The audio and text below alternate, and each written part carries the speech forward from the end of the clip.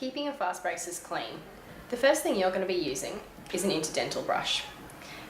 You should be using this after every time you eat and before you floss and brush your teeth. What you're going to be doing is using the brush, taking it up underneath the wire and gently rubbing it up against each bracket underneath the wire. You should be doing this under every single tooth.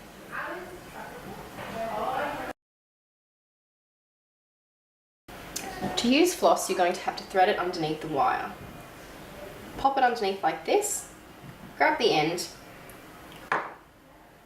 and then you'll be able to floss your teeth like you would normally. And pulling it out.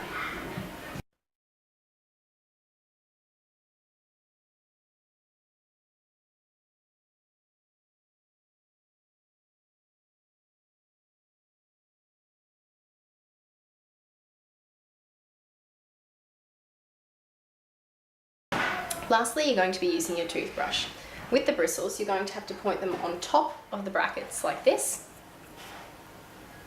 underneath, and on the inside of your mouth where the braces aren't.